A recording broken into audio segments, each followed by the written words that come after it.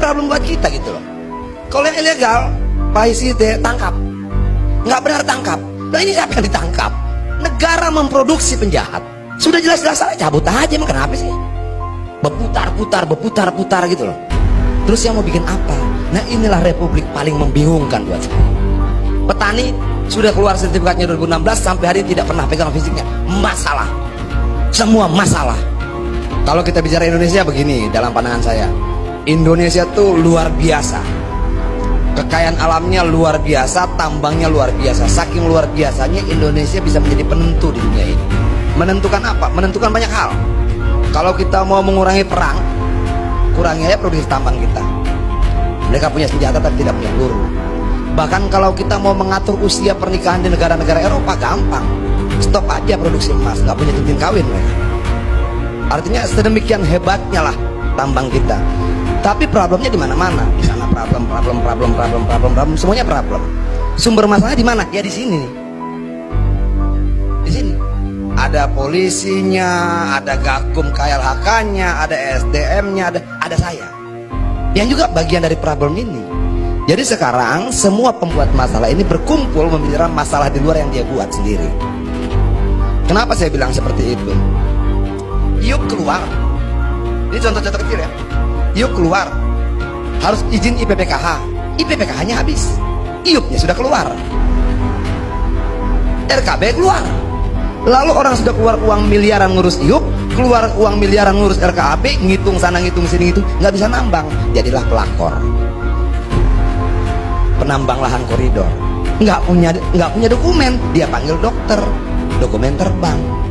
Segini kompleksnya lah problem kita. Lalu kita mau uraikan dari mana? Yang paling bersalah menurut saya ya DPR, karena dia punya kewenangan tertinggi mengawasi seluruh kementerian dan lembaga. Tapi mau bagaimana teman-teman kita di sana juga ya begitulah kira-kiranya. Nah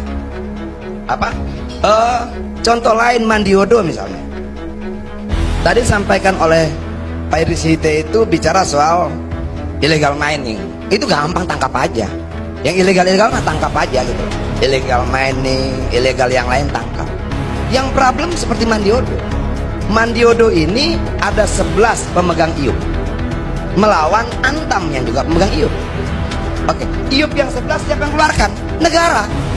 IUP Antam siapa yang keluarkan? Negara. Jadi problemnya siapa? Tambang, bukan negara problemnya. Nah bagaimana menyelesaikan ini? Orang bisa bicara sejarahnya begini, enggak. Saya tidak mau bicara detail. Yang mengeluarkan IUP 11 perusahaan tambang ini siapa? Negara. Mau namanya bupati, camat, gubernur, nggak penting. Tapi siapapun dia, negara. Lalu ada lagi IUP Antam, dia negara juga. Kok negara nggak menyelesaikan persoalan tapi bikin masalah? Kan ini problem buat kita gitu loh. Kalau yang ilegal, Pak Isite tangkap, nggak benar tangkap. Nah ini siapa yang ditangkap? Lalu negara dan gampangnya bilang begini, ya sudah kalian berperkara di pengadilan. Sementara akar izin semuanya itu negara. Nah, setelah berperkara, mereka jatuh miskin, jadi pelakor. Negara memproduksi penjahat. Nah ini gimana gitu? Saya datang ke teman-teman Antam, saya bilang, ada nggak sih? Dulu Jokowi bilang harus ada restoratif justice. Ada banyak problem di republik ini yang mungkin tidak bisa dijangkau dengan indahnya kalimat dalam undang-undang, tapi bisa dijangkau dengan indahnya hati para pihak. Ayo kita duduk sama-sama, kita bicara restoratif justice. Kenapa? Dua-duanya korban negara. Nah, yang kayak begini bagaimana? Itu loh, saya sudah bicara dengan Antam, nggak bisa. Lalu datang lagi satu problem lagi. PT Lawu, ada Perusda, ada perusahaan dari Jakarta. Problem baru muncul lagi. Yang 11 belum selesai, nambah lagi. Bisa nggak sih kita duduk bareng-bareng kalau soal-soal kayak begini? Bicarakan saja. Itu, atau sama-sama mencari backingan untuk mengadu kekuatan atau apa gitu loh. Orang pernah bilang sama saya, lu kalah ya? Iya saya kalah hari ini. Minggu depan belum tentu, tahun depan belum tentu, 2 tahun lagi belum tentu, 2024 belum tentu. Dan jangan salah, saya juga pemburu yang baik, pendendam yang baik. Kita simpan problem ini 1 tahun, 2 tahun, 3 tahun, 4 tahun, 5 tahun sampai kita mampu menyelesaikan. Nah ini masalah yang banyak sekali. Mulainya dari mana? Ini yang Sulawesi Utara kan? Ya tadi ini Erwin Usman ini tim saya terkait tambang, mantan walhi tahun 2001 2002 hampir buta mata sebelah kanannya karena bertarung soal kasus tambang di Newmont. Ini juga problem. Sudah jelas-jelas salah, cabut aja, emang kenapa sih? Berputar-putar gitu loh. Kemarin ada orang hubungin saya, Bang, ada iup dan piup beda titiknya, beda tempatnya. Yang ngeluarin siapa ya? Ini SDM. Lalu saya mau bantuin, ada KPK, bingung kita. Kenapa? Karena definisi korupsi memperkaya diri sendiri dan atau orang lain. Jadi kalau dia pengusaha tambang mentok kemana-mana datang ke saya bingung mau buat apa. Saya bantuin dia untung terpenuhi unsurnya, saya nggak bantuin dia buntu investasinya rusak. Terus saya mau bikin apa? Nah inilah republik paling membingungkan buat saya. Untuk menghilangkan kesuntukan, kebuntuan saya biasa jalan ke Gede Bage beli pakaian bekas, kemarin ditutup. Jadi komplit persoalan buat saya ini.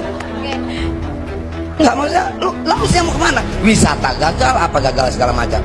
Berapa hari yang lalu datanglah Satpol PP ke tempat saya karena November nanti mereka akan dihapus honorer dan PTT. Masalah. Lalu datang pedagang thrifting. Masalah. Lalu datang lagi dari Pancawati 1300 petani sudah keluar sertifikatnya 2016 sampai hari ini tidak pernah pegang fisiknya. Masalah. Semua masalah.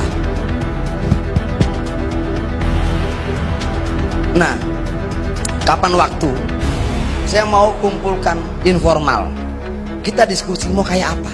Pilihannya cuma dua, kita selesaikan dalam diskusi, kita cari jalan keluar sama-sama, atau kita bertarung adu kuat. Yang pasti ada korbannya, mau malu, mau duit, mau apa, pasti seperti itu. Kenapa? Karena kadang kala cara paling gampang ya bagi Pak Pipit ya sudah berperkara aja kalian. Itu. Apakah cara itu selalu efektif? Enggak. Belum lagi informasi lain. Ada menteri katanya dengan deputinya minta saham. Nggak perlu sebut nama, tapi kayaknya pikiran kita hampir sama di sini. Ya. Kenapa sih republiknya harus begitu? Kenapa sih pejabat kita tidak pernah tahu kapan berkata cukup? Kan nggak perlu sebut namanya ya Mbak ya. Tapi kita tangkap poinnya Bang Adian ya. Oke, terima kasih. Merdeka. Terima kasih banyak Bang Adian.